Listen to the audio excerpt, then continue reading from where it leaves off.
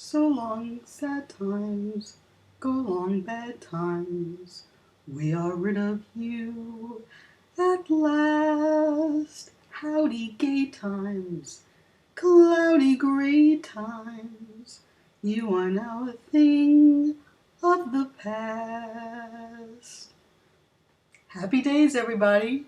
Welcome to Sunday with Allie for September 9th.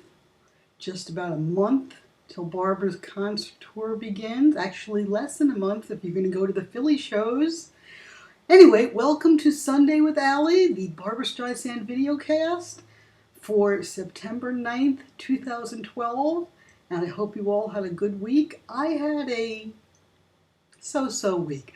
I'm singing Happy Days because I'm hoping that the bad times are behind and that there's only good news up ahead.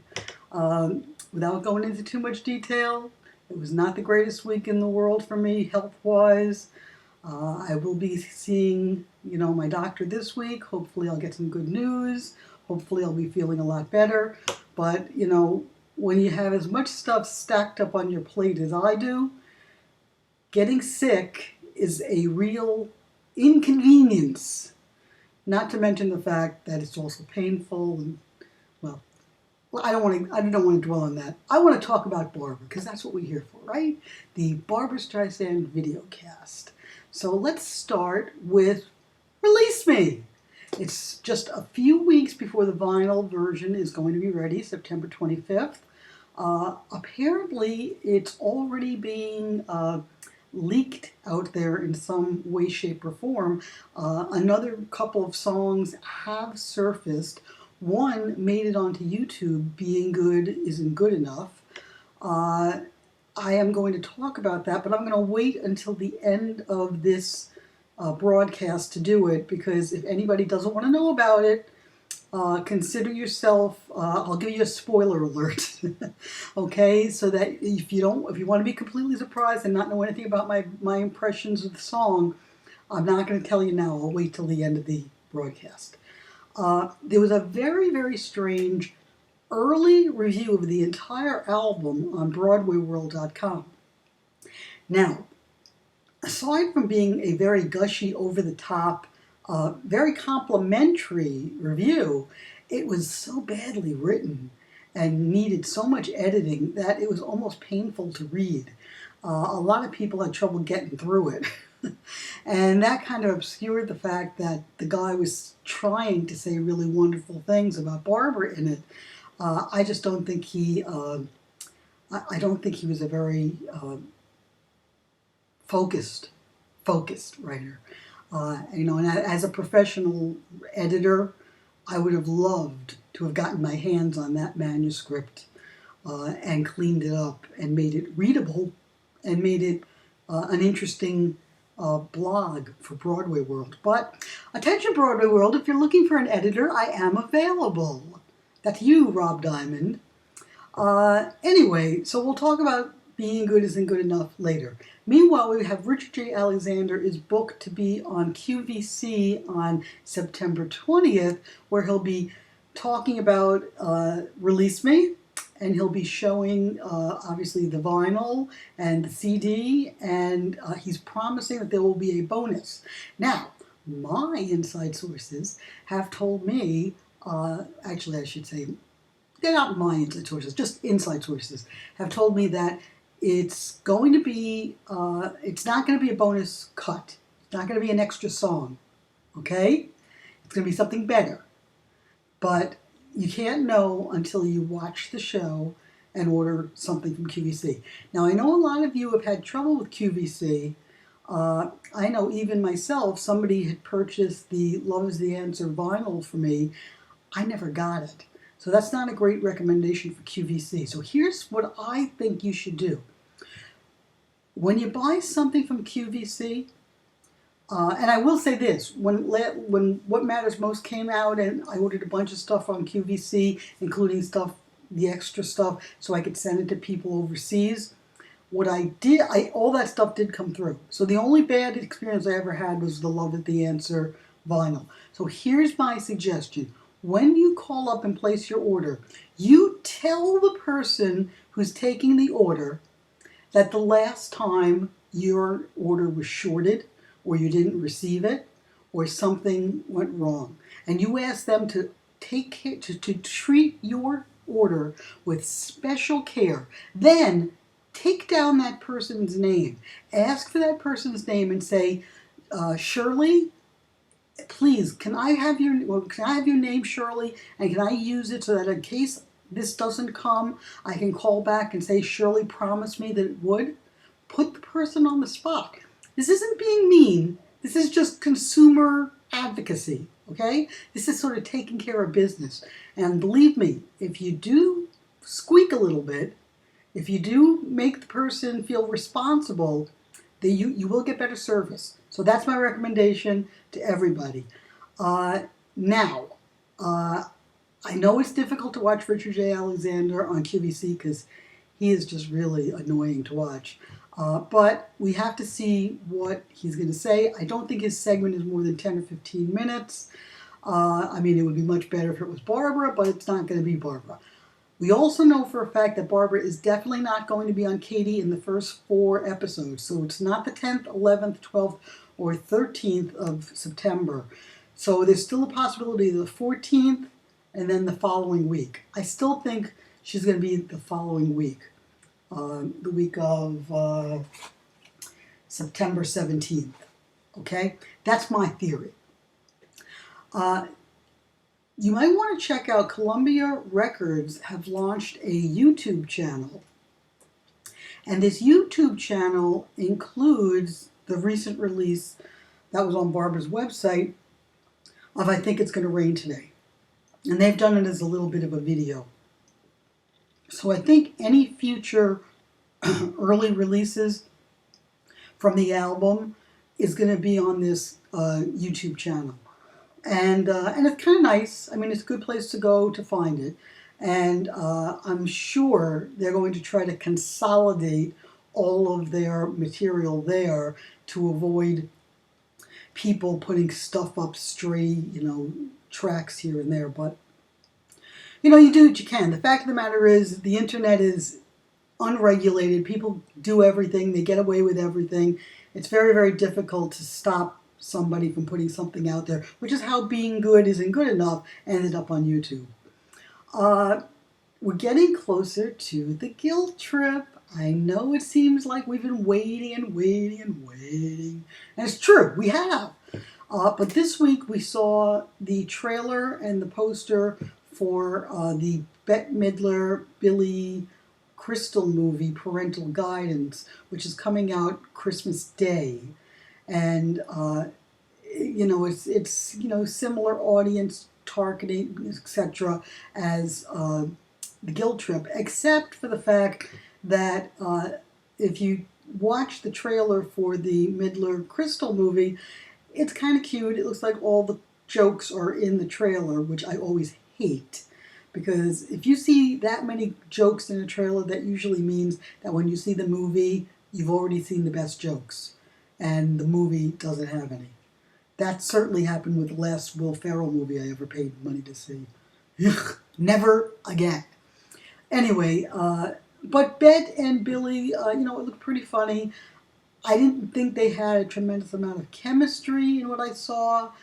The movie looks very, very Focker-esque. I mean, the grandparents are being asked to take care of the grandchildren, and there's all this, back and forth about are they capable. It even opens, the trailer even opens with this scene about answering the telephone and how do you answer the phone and how do you leave a message, which was right out of, Meet the Fockers, the opening scene when Ben Stiller answers the phone and he hears this whole conversation between Roz and Bernie about whether they've turned off the answering machine or not and should they make chimichangas. It's the exact same joke. I mean, it's blatant. And the poster also is very, very Focker-esque. I don't blame them. I mean, Fockers, Meet the Fockers made $500 million. Who wouldn't want to recreate that? I mean, even Little Fockers, as bad as it was, made $300 million. That's a tremendous amount of money. So clearly that's the audience they're going for. But, and this is important, folks, that's not the audience that the Guilt Trip is going after. The Guilt Trip is not a family comedy. There are no little children in Guilt Trip. It is about a grown man, a 30-year-old man, and his mother taking a road trip together and getting to know each other. This is based on Dan Fogelman, the screenwriter. It's based on a real trip that he took with his mom cross country from New Jersey to Las Vegas, and how they reconnected as son and mother, and how she learned that her child was a grown man and no longer needed her to worry about buying him underwear. And he learned that, oh my God, my mother is this human being. I never knew she had a whole other life. How did I not know this? So Guilt Trip is going to be so much better and so much deeper and have so much more oomph to it. And also, as I've told you before, what I'm hearing is that the chemistry between Seth and Barbra is just amazing. Now, I never would have said that beforehand. I never would have imagined that Barbra and Seth Rogen would have this dynamic chemistry, but apparently it's true, you know? And everybody who's been involved in this movie, in fact, one of the young actresses, I think her name is Ari Grainer, she was recently promoting some other movie she did, and she talked about just how amazing it was to work on this film. She only had a very, very small part, but she adored working on The Guilt Trip just to be able to work with Barbra. And also, she commented on the fact that Barbra and Seth were just amazing together. So, I remain extremely optimistic. I know, half of you guys already think I'm completely optimistic anyway. Whatever. Let's talk about books. We've got the William Goldman book, Hello Gorgeous, coming out soon. In fact, I think the electronic edition, the Kindle edition, is already available, or you could already get it on Amazon. I have spoken to the publisher, and they have asked me if I would review the book. They're going to send me a review copy. Hopefully I'll get it before next week, and if I do, I would love to share my review with you guys. I'm looking forward to reading it. I like the idea that it takes place in the early 60s, that we're covering Barbra's life from the Bonsoir to the opening of Funny Girl. Very, very short period of time, but interesting to find out what was really going on behind the scenes, because apparently there was a lot of stuff going on. Apparently Ray Stark always wanted Barbra for the role. Garson Kanin, elevated his status to make it look like he had more to do with it, but apparently it was really a lot more about Ray. David Merrick, of course, hated Barbra. He had worked with her on I Can Get It For You Wholesale, didn't think much of her, even though he certainly capitalized on her talent and promoted Miss Marmalstein as the best thing in I Can Get It For You Wholesale. So his book should be interesting. Also heard that Paul Boos's book is being very, very well received, that the fans are really enjoying it. It's a catalog of record sleeves and vinyl from all over the world, all the different Barbra vinyl record sleeves, and it's basically the images and the catalog information and the songs. There's no data, there's no analysis or breakdown of how the songs sound or anything like that. But if you're looking for a very comprehensive, catalog of all that information, I hear Paul's book is worth having. Okay? Now, my book. As I showed you last week, this is our cover. And I'm still very, very pleased with the cover. And this week, I even have something else to show you. Now, it's going to come out in the mirror image because that's the way it shoots here. But here it is, folks. This is the first edition. This isn't perfected yet, but it's close. It's 99% close. You ready? Ready to see it? Okay, here we go. Ta-da! This is it. This is the book. Let me do a little scan for you. See the pages inside. You see that it's all color. I don't know if you can tell, but it's all glossy. It's got great images in here. Full page images. See that? Full page. I just think you guys are going to love it. I think, and certainly anybody who is actually has your story in here, you got to buy the book. And you got to buy the deluxe edition, because the deluxe edition is deluxe. It really is. It's just beautiful. I can't get over how great it turned out. I mean, it's as beautiful looking as the Barbra Streisand scrapbook was, and it's every story is unique. Again, this is all thanks to you guys. Look at this. Look at this one. This is great. Isn't that beautiful? That's a picture of Barbra from a 1984 or 83 bar mitzvah. And she just happened to be in the same place where this kid was getting bar mitzvahed, and she posed for a picture. And you got to read the book to find out the story. It's just great. This is again, I finally found someone. You are going to love, love, love, love, love the book. So, if you're going to be in New York for the book signing, and I hope you are, October 12th, Jerry Ollinger's store, 35th Street between 7th and 8th. We will be there Friday, October 12th from 2 to 5. I hope you can make it.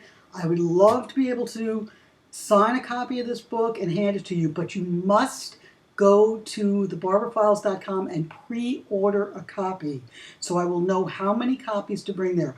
I would love to be able to say that there will be 25 extra copies that I could just sell them directly to you, but I'm not sure if I'll be able to afford that, because I'm just, I'll tell you what, folks, this is what I'm looking for. I'm looking for an angel. If somebody would like to invest in me and invest in this production and give me like deep pockets, like an extra $5,000 to just be able to make up as many copies as I need, I'll be more than happy to make a deal with you. Because frankly, I don't got the deep pockets. Yes, the money from Kickstarter was wonderful, but the Kickstarter money has been used to make the book. Those were 3 months of intense work and a lot of stuff going back and forth, and we used up the money. So, if anybody has the desire to invest, let me know. But I don't expect it. I'm just throwing it out there. Finally, let me see what else I wanted to talk to you about. Yes, I wanted to talk to you a little bit about, it's 17:59. Now's the perfect time to talk about being good isn't good enough. Okay, consider this your spoiler alert. Being Good Isn't Good Enough is a great song, but it's not a hit song. It is not the kind of song from a Broadway show that would ever have been a hit. However, it is exactly the kind of song that Barbra is attracted to. This song came from a show from 1967 called Hallelujah Baby. It was the first show that Julie Stein wrote after Funny Girl. He wrote it with Comden and Green, who were the songwriters for On the Town and Singing in the Rain, and a bunch of other wonderful musicals. They're excellent. They wrote The Bells Are Ringing. They're great songwriters. And Being Good, the song itself, is very Broadway-esque. Of the 60s, of the late 60s. It sounds like the late 60s. It sounds almost like a song that could have been in Funny Girl on Broadway, especially with the big brassy, bold ending. Barbra sings it fantastically.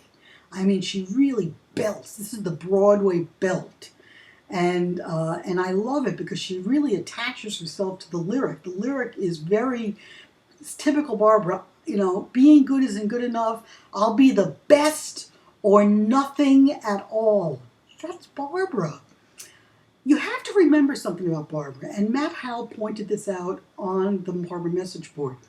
Barbra has never been the kind of singer who's been attracted to the hit songs from Broadway plays. She doesn't go for the hits. I'll give you a good example. Think about the show Oliver. Most girl singers would have watched that show and said, I'm going to sing As Long as He Needs Me. It's the big romantic ballad in the second act. It's the greatest song of the show for a woman. What did Barbra record from Oliver, folks? Who Will Buy? Who Will Buy? Then think about Sweet Charity. Everybody recorded Big Spender, If They Could See Me Now, even I'm a Brass Band. What did Barbra record? Where Am I Going? And, which didn't even make the show, You Wanna Bet. Barbra, another great example. There was a show that opened in 1965, December 1965. It closed after 3 performances. It was called The Yearling. You would say, there's nothing there. Why would anybody care about that show?